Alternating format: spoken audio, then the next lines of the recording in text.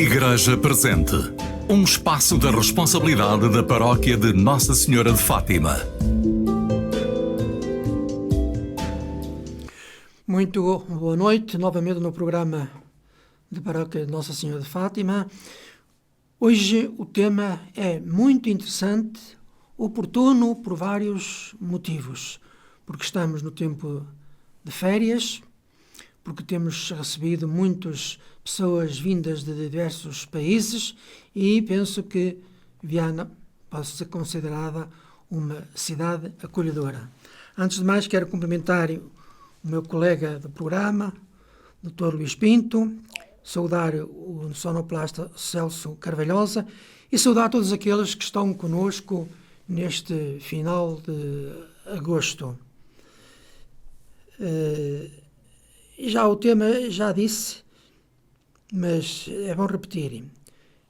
O tema é imigração. Em tempos eu li num livro do que foi fundador da sociologia rural em Portugal, que era de Arcos de Alvés, o seguinte texto: ser minhoto é ser celta, castrejo,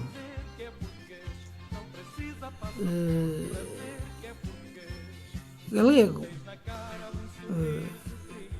mais suave do que visigodo e nada mauro. Quando falei em galego não é com um tom depreciativo, são os habitantes da Galiza. O que é que nos dá este pequenino texto? Dá-nos uma visão da multiplicidade de povos que por aqui passaram e por aqui deixaram vestígios, não só materiais, mas vestígios mesmo de sabedoria, de hábitos. Enfim, temos uma memória muito longa. Para preparar este programa, eu fui procurar uns livros que falam destes assuntos. E este que eu tenho nas mãos é Pequena Enciclopédia de Moral e Civismo. Foi editado pelo Ministério da Educação e Cultura no Brasil, a partir da Campanha Nacional de Material de Ensino. E, indo à palavra imigração, nós podemos ler, que vem do latim, migrare, deslocar-se, especialmente precedido do prefixo in, indicando o movimento para dentro. É o processo pelo qual estrangeiros entram pacificamente em um país com caráter permanente. Distingue-se do turismo, que é feito em caráter transitório. O homem, desde as suas origens, foi imigrante, pressionado pela natureza e, mais tarde, por condições por ele mesmo criadas. Todo homem tem o direito de emigrar, isto é, de procurar uma outra parte da terra, possibilidades para uma nova vida. Esse direito é decorrente da própria natureza humana e da destinação universal dos bens ao homem. O mundo só tem sentido porque foi criado por Deus, para servir e satisfazer os homens. Para uma melhor utilização deste mundo, o próprio homem foi criando instituições, entre eles o Estado, que tem a competência de promulgar leis que garantem o bem comum. As leis sobre imigração são justas quando visam a zelar pelos interesses da nação, sem, no entanto, ferir o direito de todo homem a emigrar. No Brasil, existem leis que regulam a imigração de estrangeiros. Em Portugal também. O mesmo processo de movimento da população, focalizado do ponto de vista do país de origem, chama-se emigração. Para uma pessoa emigrar, é necessário que tenha um visto de entrada do país que a aceita e um visto de saída concedido pelo governo do país onde se encontra. Há países que facilitam a imigração e outros não. Com os países totalitários, um problema específico de imigração é constituído pelo caso de refugiados, termo que designa aquele que sai legal ou ilegalmente do seu país por razões de ordem política ou ideológica e se refugia em outro. Esse tipo de imigrante conta hoje com a proteção das Nações Unidas, através da Carta Magna do Refugiado. Carta esta assinada por vários países, entre eles o Brasil, Portugal e pelo Alto Comissariado para Refugiados das Nações Unidas. Os refugiados cresceram em número depois da Segunda Grande Guerra, tanto na Europa como na Ásia. O Brasil, fala muito do Brasil porque o livro foi publicado no Brasil, deu a sua colaboração para este grande problema humano, recebendo imigrantes e refugiados de várias nacionalidades. A maioria destes indivíduos contribui hoje para o progresso do nosso país e os seus descendentes já se tornaram brasileiros. E a palavra imigrante, com I, forma principal do latim in migrare, deslocar-se em determinada direção. Imigrante é toda a pessoa que, buscando um meio de vida, entra num país para aí se estabelecer. É necessário não confundir com a designação genérica migrante, termo que se refere a toda e qualquer pessoa que se desloque, seja dentro do seu próprio país, em caráter definitivo, seja entre um país e outro, em caráter transitório. Ainda não confundir com o termo emigrante, que designa especialmente a pessoa do migrante do ponto de vista da sua terra natal. Toda pessoa humana tem direito à liberdade de movimento, não só dentro da própria pátria, como além das suas fronteiras. O facto de pertencer por seu nascimento a uma determinada comunidade política não a destitui do direito de entrar noutra, porque é membro da grande família humana, cidadão dessa comunidade universal que é o mundo, criado por Deus para uso de todos os homens. Para satisfazer as exigências do bem comum universal, cada comunidade política deve favorecer a imigração. O deslocamento de milhares de pessoas pode constituir-se num problema, como pode também oferecer a cada um individualmente e a todos em conjunto uma oportunidade para troca de experiências e valores numa solidariedade recíproca. Cabe à comunidade política que recebe o imigrante dar-lhes garantias para que possa entrarem com a sua família, por ser a família constituída um direito de pessoa humana e aquele apoio moral e cultural de que necessita para desenvolver com tranquilidade suas atividades. A integração, esse processo gradual que leva novos residentes a participar ativamente dos assuntos económicos, sociais, cívicos, culturais da pátria adotiva, far-se-á mais facilmente se o indivíduo se deslocar acompanhado dos seus familiares. E, por agora, é o suficiente desta pequena enciclopédia de moral e civismo que foi, como disse, publicada no Brasil já aqui há uns anos. E como havia ditadura no Brasil, nessa altura da publicação desta obra, ela foi retirada do mercado, porque não agradava ao poder político central. Mas eu trago aqui outro livro, e que também é de origem brasileira. É Casa Grande e Senzala, de Gilberto Freire. Não vamos ler o livro todo, porque tem aqui umas 400 páginas talvez. Mas há aqui citações e referências. É curioso que numa parte até cita aspectos de manifestações culturais que ainda hoje acontecem em Castro Laboreiro. O Portugal que chegara a exportar trigo para a Inglaterra tornou-se, na sua fase de mercantilismo, importador de tudo para a sua mesa, menos sal, vinho e azeite. Do estrangeiro vinham trigo, centeio, queijo, manteiga, ovos, galinha, a não ser para os últimos redutos da produção agrícola e, portanto, de alimentação fresca e sadia.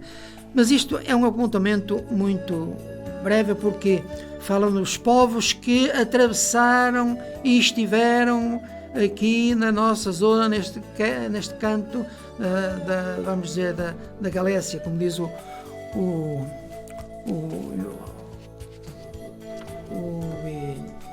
especialista destes assuntos de Arcos de Valdevez, que diz que ser minhoto é ser celta, castrejo, galaico, pouco lusitano, mais suave do que visigodo, e eu tiro realmente sempre esta última parte, que é nada mouro, por uma questão de delicadeza e por uma questão do que anda por aí, por cima da terra. Mas dissemos que a imigração deve ser livre, as pessoas escolherem a terra onde devem viver e habitar com a sua família. Aqui há uns anos, não muitos, eu e mais 3 amigos que andávamos a fazer o curso de História na Universidade do Porto, escolhemos como trabalho para a disciplina de História de Portugal o tema a imigração clandestina no Alto Minho.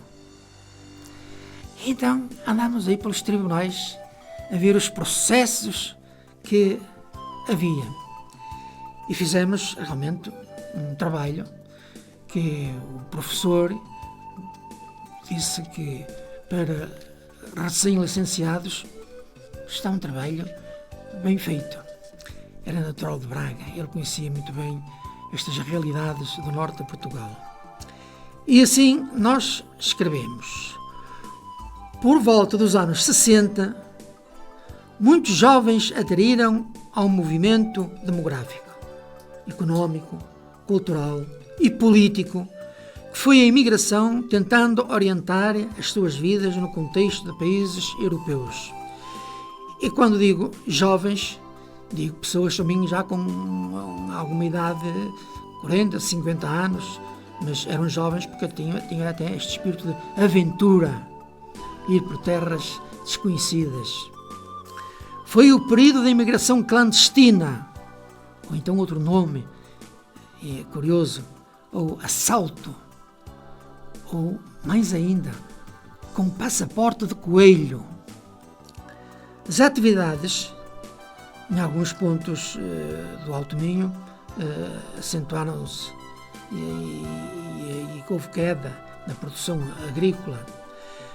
Para avaliar o que foi a fuga de braços jovens para as cidades europeias, basta referir que entre 1960 e 1965 houve no Tribunal de Melgaço 803 processos e as causas eram o engajamento, a imigração clandestina e a falsificação de passaportes.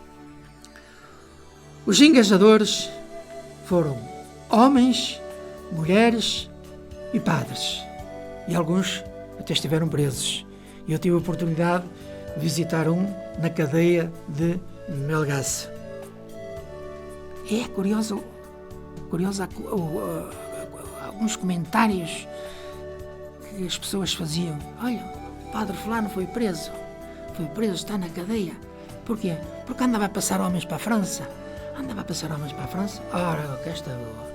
Olha, foi preso para andar a passar homens para a França. Por os tirar da fome, foi preso. É curiosa esta expressão, porque realmente havia miséria, havia muita limitação de bens. Podemos sublinhar que foi uma diáspora singular e dolorosa.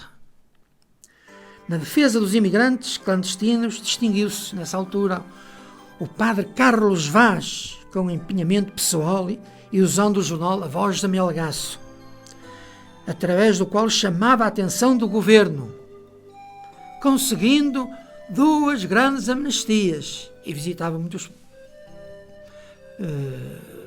passadores e homens clandestinos nas cadeias de Espanha e de França. E agora, eu acho que estou a usar muito da palavra, mas, no entanto, penso que é interessante porque a maioria não conhece estes dados. E falar agora daqueles que clandestinamente se dirigiam para a Europa. Os afogados no Rio Minho, no limite ali de Xaviães, Passos, que atrevidamente deitavam-se à água a nadar para passar ao outro lado, porque do outro lado havia uma estação de caminho de ferro que os levaria, pelo menos, até Madrid. As famílias, por vezes, só passados um mês, às vezes 2 meses, é que sabiam que eles tinham morrido afogados. E contavam que um era dos Açores e nas meias que calçava tinha lá metidos, enfiados, 30.000 escudos naquela altura. E no afluente que vem lá de cima da serra de Castro Laboreiro e que faz limite com a Espanha, o Rio Trancoso, vigiado pelos carabineiros, e dizem que eles eram muito rigorosos, às vezes com a arma os empurravam e os atiravam ao rio e morriam afogados por crime de policial, é o termo. Não sei se pode dizer outro termo. Mas nós fizemos um quadro, Melgaço, imigração clandestina, de 60 a 65. Isto dá um total de processos, como disse, 803. E aqui, como disse, são envolvidos engajadores, passadores, homens e mulheres, portugueses da raia e galegos também da raia do outro lado.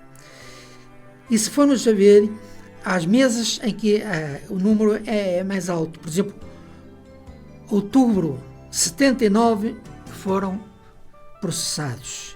Novembro, 87 processados só no Tribunal de Melgaço. Em dezembro de 60, do ano 60 a 65, 99. Era muita gente. Ao todo, como disse, foram 803. O tema de hoje é a imigração. E eu trago estes dados que já passam da história, mas é para vermos estas marcas da nossa história do Alto Minho e a luta para se libertar de uma vida económica baixa, para melhorar a alimentação, para aguentar os filhos na escola, para dar um curso aos seus filhos. Mas penso que devo dar a palavra, neste caso já, ao nosso amigo Luís Pinto, porque tem muito para nos comunicar. Faz favor. Muito obrigado. Boa noite a todos os ouvintes, aos companheiros aqui do painel, Celso. Ora bem, este é um tema, como já se falou, já não vou estar a falar de novo no que é a imigração e imigrações. Não se falou aqui num aspecto, talvez eles aí não fosse ainda relevante para eles nessa altura, o estudo das migrações internas, que também existe e que é fundamental para a gente compreender, por exemplo, quem vive nos grandes metrópoles aqui em Lisboa e que nos anos 60 muitos, é verdade que partiam para a França, a assalto, como já se falou, por esses caminhos de Espanha fora, em condições para fugirem à miséria. Muitos encontravam a morte e quando chegavam à França encontravam também, em certa medida, condições miseráveis de habitabilidade, viviam lá nos bidonvilles, etc. Tudo condições de indignidade, daquilo que o ser humano não deve ser. Mas vamos aqui ao tema das migrações. Então, eu na minha reflexão baseei-me sobretudo na doutrina social da Igreja, no compêndio de doutrina social da Igreja também, num estudo que existe do teólogo Gioacchino Campesi, que é um missionário scalabriniano, que, como sabemos, é uma congregação que se dedica plenamente, na totalidade, a estas questões das migrações. Portanto, nós vivemos numa era marcada por movimentos humanos de larga escala. Sempre vivemos, mas agora talvez se manifeste de uma forma extraordinária, como estamos a assistir a fenómenos, por exemplo, em Ceuta e Melilla, que é aqui muito perto e às nossas portas, mas isto sempre foi um pouco assim. As pessoas deixam as suas terras devido a quê? Há aqui vários motivos: a guerra, a perseguição, a pobreza extrema, as alterações climáticas. Já se refletiu aqui acerca de alguns problemas que estão brilhantes, expôs ali o Dr. José Lima. Mas vamos seguir então. Por trás dos números há rostos, há histórias e vidas. O que significa para nós, comunidade cristã, e como sociedade, e como uma sociedade moderna, que pensamos que somos modernos, o que é que significa acolher? Acolher quem chega, quem nos procura. Depois, outra pergunta que eu faço: o que nos pede a nossa fé? O que nos exigem a justiça e a solidariedade? Hoje, neste programa, acho que vamos olhar um pouco, já estamos a começar, bem avançados até, olhar para as migrações não apenas como um problema, mas como um desafio moral que nos interpela a todos. Para isso, fundamentamos a nossa reflexão nos princípios da doutrina social da Igreja e nas evidências da investigação científica sobre este fenómeno global. A doutrina social da Igreja, como nos recorda o compêndio, é um conhecimento iluminado pela fé que se coloca no cruzamento da vida e da consciência cristã com as situações do mundo, oferecendo princípios de reflexão, critérios de juízo e diretrizes de ação para orientar a nossa conduta. Isto aparece aqui no número 73.7. É com este espírito que abordamos este tema também. Mas há mais. As migrações não são apenas um tema que a Igreja deve abordar. Constituem um verdadeiro locus teológicos, ou seja, um lugar a partir do qual se faz teologia. E o teólogo, como eu disse há pouco, Gioacchino Campese, que trabalhou na fronteira entre o México e os Estados Unidos, recorda-nos que a realidade migratória é um lugar onde Deus se revela. A experiência humana, histórica e contextual é reconhecida como uma das três fontes principais de reflexão, ao lado da Escritura e da tradição. Reflexão teológica, obviamente. As migrações são sinais dos tempos, como diz a Gaudium Spes no número 4, onde podemos discernir a presença misteriosa de Deus na história. Depois, então, a dignidade de cada pessoa. Cada pessoa tem dignidade própria. Não é apenas um número, como já se disse. E a doutrina social da Igreja diz: o migrante não é um número, um recurso económico ou uma ameaça. É uma pessoa com dignidade inviolável. Como nos recorda o Papa Francisco na sua encíclica Fratelli Tutti, o outro merece ser acolhido não pelo que tem, não tanto pelo que tem, ou pelo que pode dar, mas pelo que é. Introduz aqui uma questão ontológica de fundo, o do ser da pessoa, que é valorizada enquanto ser, e não enquanto possuidor de coisas, mas naquilo que ele é propriamente, intrinsecamente, o valor intrínseco.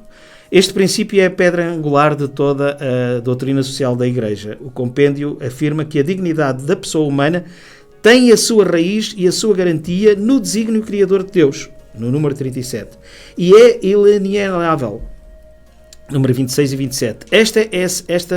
Esta semelhança, e não a sua utilidade ou estatuto legal, que fundamenta a sua dignidade.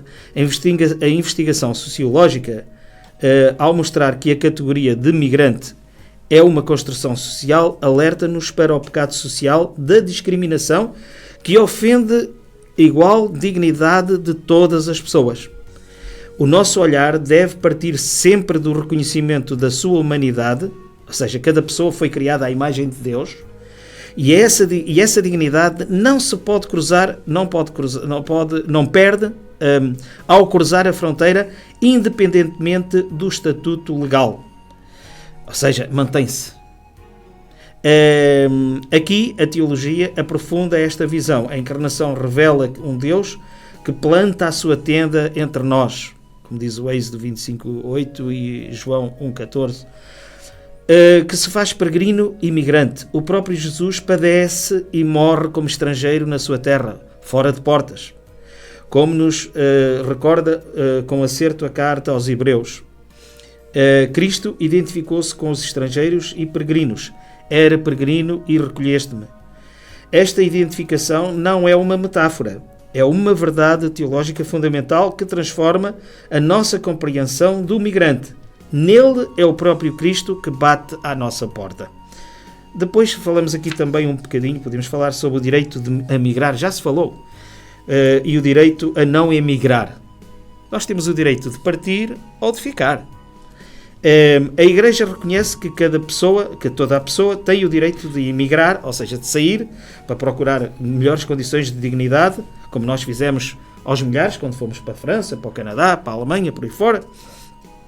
E temos procurar com melhores condições de dignidade é um direito que nós temos inalienável. E quando não nos encontramos aqui no nosso próprio país, também os outros que nos procuram exatamente a mesma coisa. Eles vêm procurar aqui melhores condições de vida para eles e para os filhos deles. E, portanto, existe também o direito fundamental a não emigrar, ou seja, a não sair. Ou seja, o direito de ter condições para viver com dignidade na sua própria terra. E, portanto, que muitas vezes este direito não é oferecido e é por isso que ocorrem depois estas migrações. Este duplo direito está profundamente enraizado no princípio do destino universal dos bens, um dos pilares da doutrina social da Igreja. O compêndio explica que Deus destinou a terra e quanto ela contém para o uso de todos os homens e povos. Não é só para os portugueses, ou só para os espanhóis, ou para os marroquinos, é para todos. Não é? Quando as condições num país de origem negam esse direito, a pessoa tem um direito legítimo de procurar noutro lugar o que lhe é devido, porque tem esse direito. Simultaneamente, a comunidade internacional e as nações mais ricas têm o dever de solidariedade. Isto é, o dever de cooperar para o desenvolvimento, como nos fala aqui no compêndio no número 448, para que ninguém seja forçado a deixar a sua terra e a sua cultura.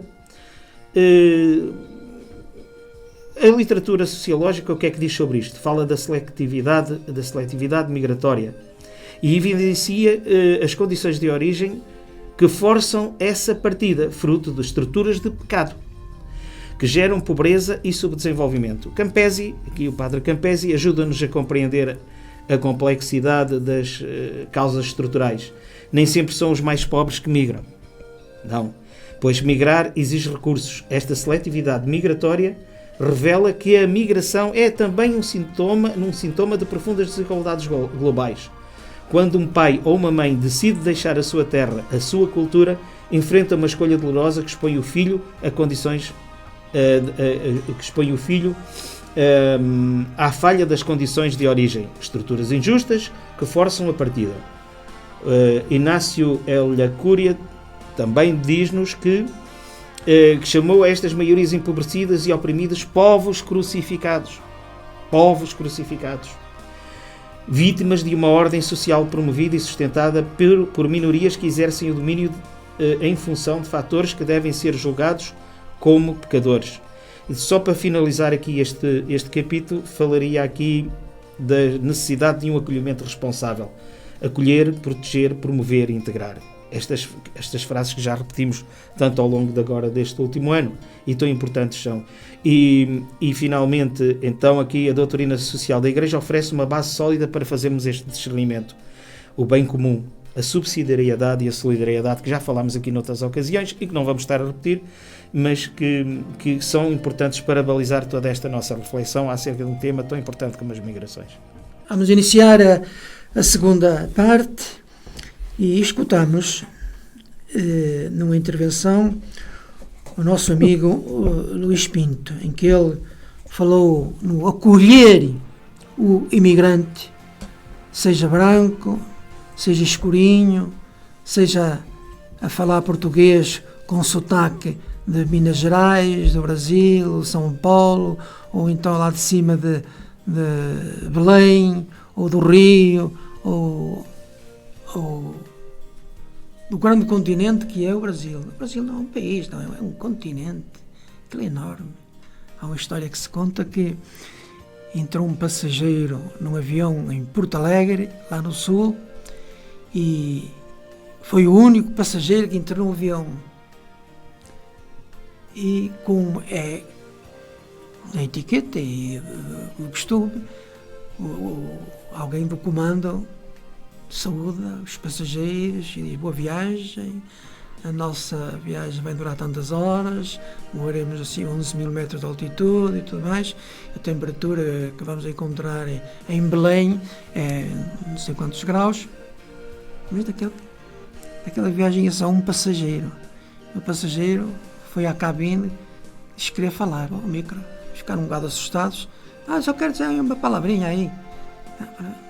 E então, em vez de ser o comando a cumprimentar os passageiros, foi o passageiro único a saudar a equipa do avião, a equipa do comando. Isso para ver a grandiosidade que aquilo tem. E acolher. E o Brasil foi um dos povos, ou um dos países, que acolheu muitos portugueses. Antes da independência, mas mesmo depois da independência. A migração para o Brasil, que muitas vezes se fazia aqui por Vigo, de barco, e vemos aí muitos testemunhos de casas dos brasileiros, escolas até que foram construídas por dinheiro ganho no Brasil, dedicavam-se ao comércio, à construção, faziam de tudo. E aqui há uma mobilidade, então aqui do norte para o Brasil. Sim. A corrente do Brasil, e há estudos sobre isso, de modo especial para a zona do Rio, São Paulo, para Belém, para o norte do Brasil e para o sul. Enfim, isto para dizer que os portugueses foram antes da independência e depois da independência, e ainda hoje lá estão muitos milhares. A Casa do Minho, no Rio de Janeiro, é fruto dos imigrantes aqui da zona, de Viana, Barcelos, a Casa Trás-os-Montes e a Beneficência Portuguesa, que fazem lá muitos trabalhos. E fazem porque a sociedade precisava, mas também porque os acolheu. E eles realmente aumentaram a sua conta bancária, criaram património. E há lá testemunhos formidáveis nesse aspecto. Em princípio dedicavam-se um bocado à construção civil, mas depois dedicaram-se às padarias, às confeitarias, à criação de gado. Em Minas Gerais e na parte do sul, Santa Catarina, há muitos portugueses com grandes fazendas. Foram acolhidos e tiveram a colaboração do povo nativo.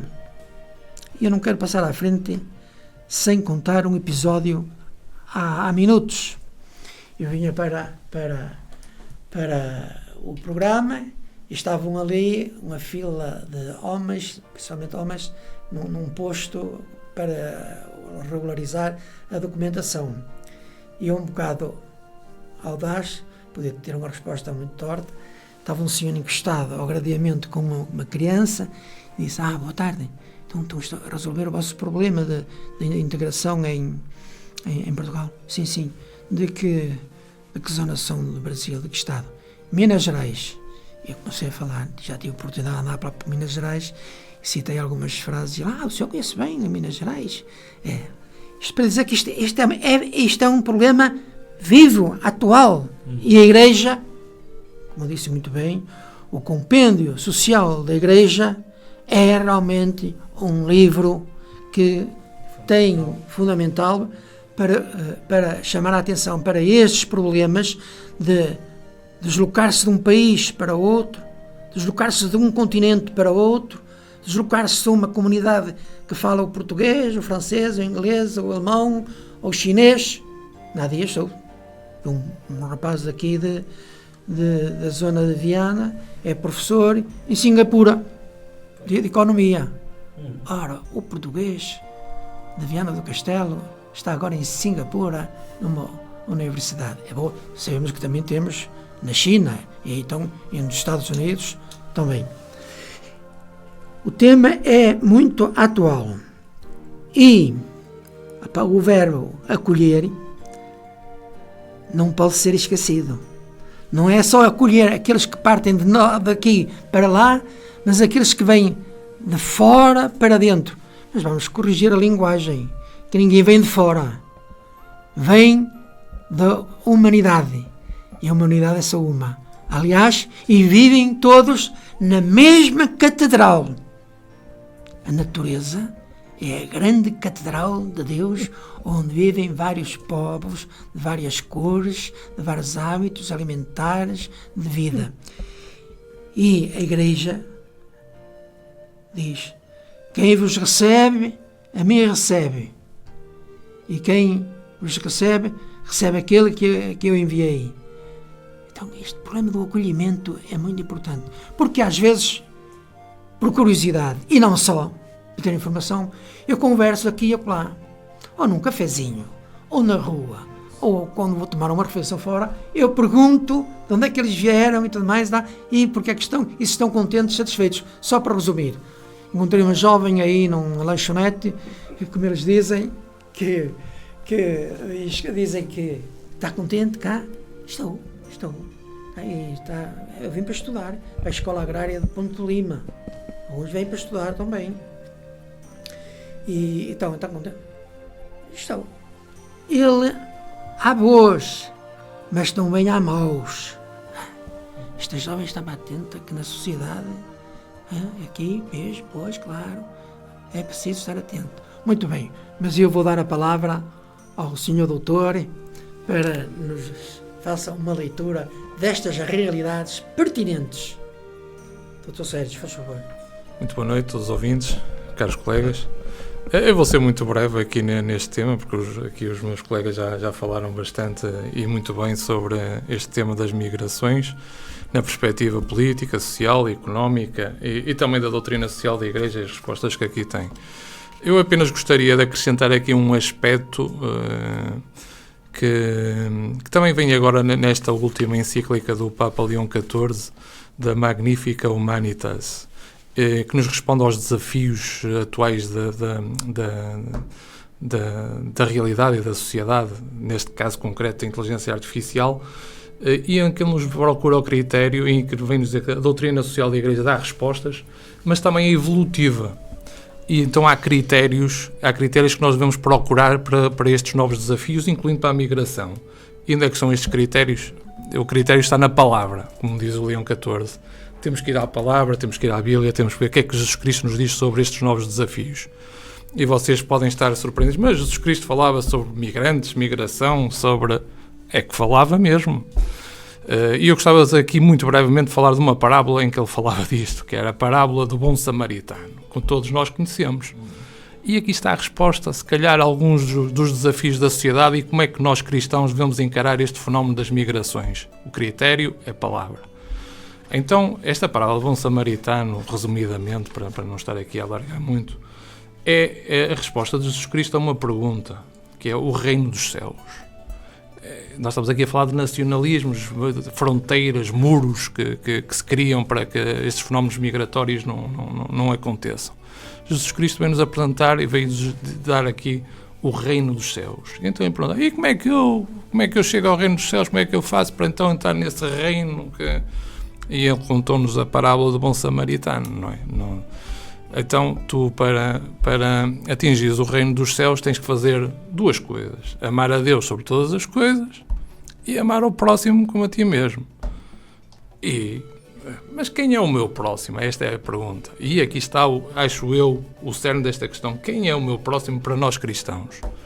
O meu próximo é espanhol, é marroquino, é português, é brasileiro, é americano. Quem é o meu próximo? Qual é a resposta que Jesus Cristo dá? Dá-nos aqui um desafio. Apresenta-nos aqui um fariseu, apresenta-nos alguém ligado também à religião, ou seja, alguém que é assaltado, está caído no meio da estrada, é um pobre coitado, é um samaritano. O samaritano, como todos nós sabemos, era um estrangeiro, não era um judeu, era da Samaria e não era bem visto pelos judeus. Por isso, este samaritano, este estrangeiro, não está aqui por acaso. É o tal estrangeiro que é, como dizia aqui o Dr. José Lima, a palavra do acolhimento. Então, esta pessoa que foi assaltada, que lhe roubaram tudo, que lhe bateram, que deixaram na berma da estrada, passa um fariseu, olha para o lado, não é? Se calhar nós hoje em dia também somos muito fariseus nestes fenómenos da migração, não é? Falamos todos muito bem, de muita política, muita economia, muito socialismo, muita coisa, mas olhamos para o lado, desde que não nos afete, está tudo muito bem. E se calhar o fariseu fez isso. Passou o levita, também olhou para o lado. Quem é que foi a única pessoa que acolheu, e aqui está a palavra novamente, quem é que acolheu este estrangeiro, quem é que acolheu este imigrante? Foi um samaritano. Samaritano que era um estrangeiro, que era mal visto, que era alguém de fora. Foi ele que fez que acolheu, tratou, levou para uma hospedaria, deu dinheiro, trata.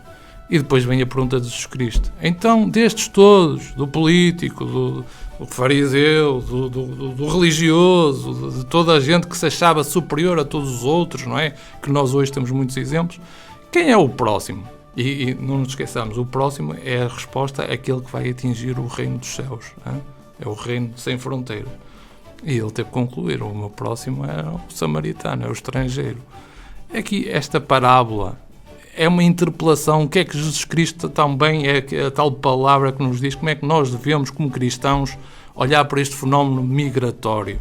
Não podemos criar muros.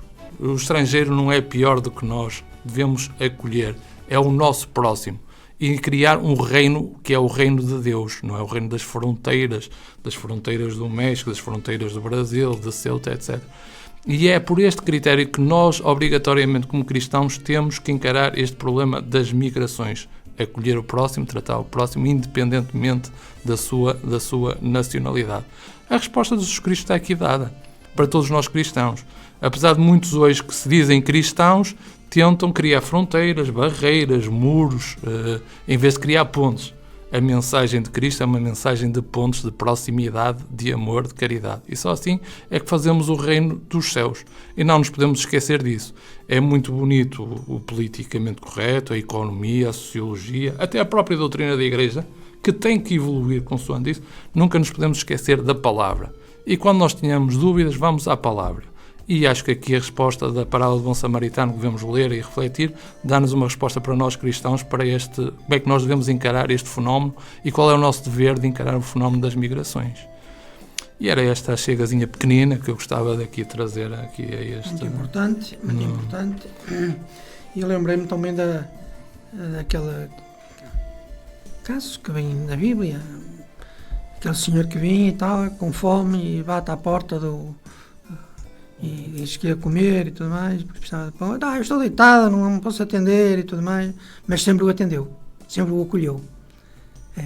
Realmente a igreja, a sociedade, deve ser a porta aberta para todos, mas a porta aberta com alguém a receber.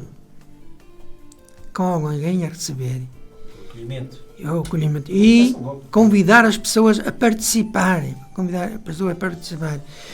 E desculpem o que eu vou dizer, se é que digo alguma coisa errada, e não colocar carimbos nas pessoas.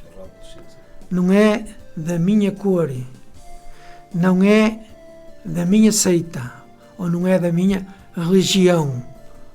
E nós encontramos na linguagem, por vezes, essas frases. Isso não é ser humano.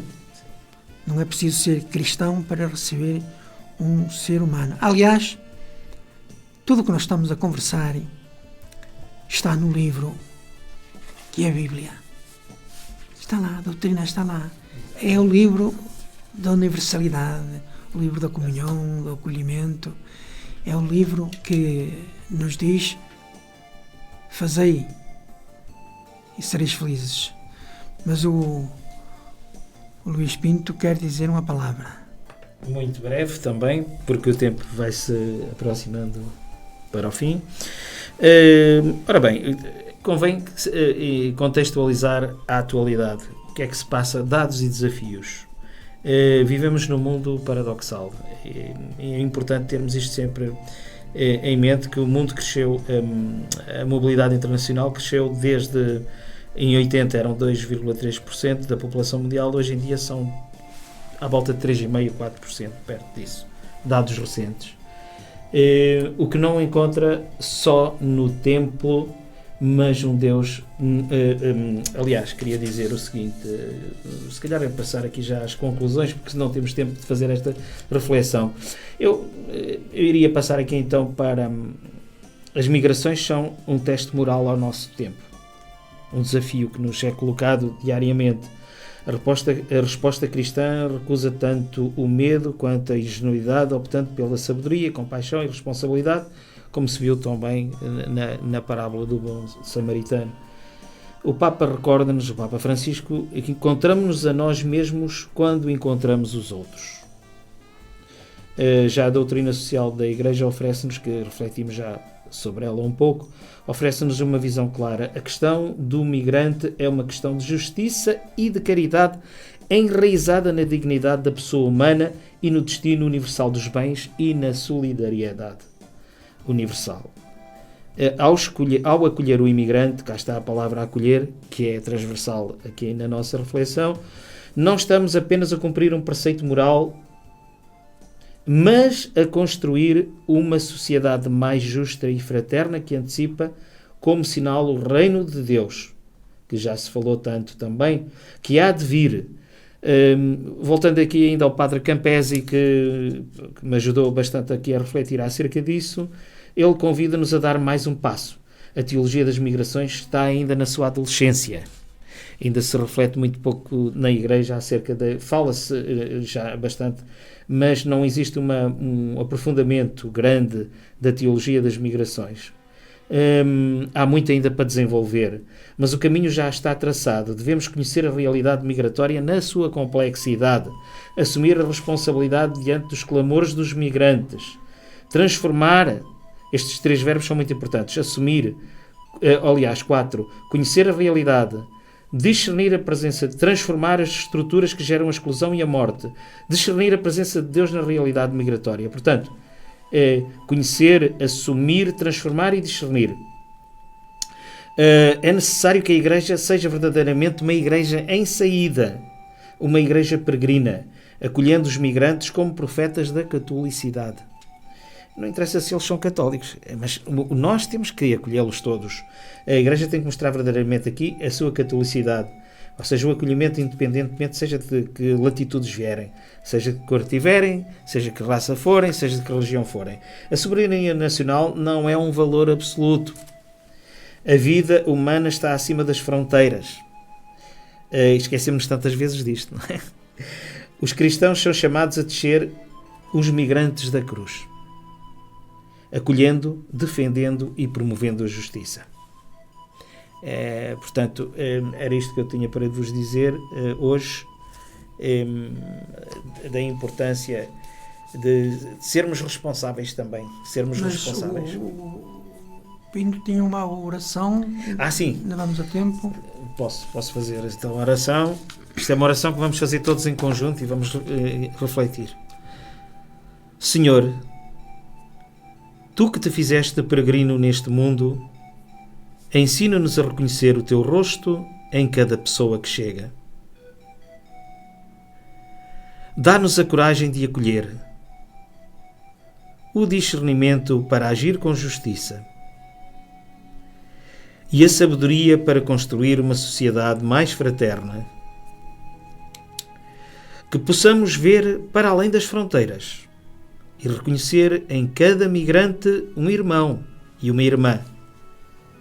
Que a Tua Igreja seja verdadeiramente católica, segundo todos os povos, acolhendo todos como membros da mesma família humana. Amém. E eu terminava com as palavras do Populorum Progressio, carta encíclica de Sua Santidade Papa Paulo VI.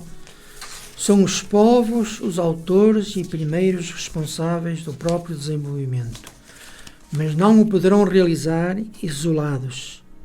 Fases deste caminho do desenvolvimento que leva à paz são os acordos regionais entre os povos fracos, a fim de se apoiarem mutuamente as relações mais completas para se entreajudarem e as convenções mais audazes entre uns e outros para estabelecerem programas comuns. Muito obrigado, Dr. Rogério, por estar presente, Dr. Luís Pinto, pela sua colaboração.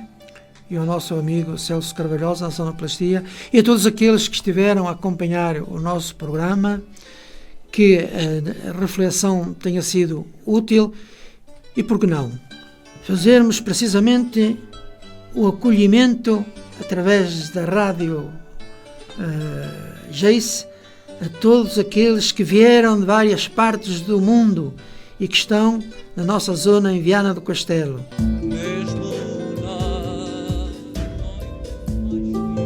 Igreja Presente, um espaço da responsabilidade da Paróquia de Nossa Senhora de Fátima.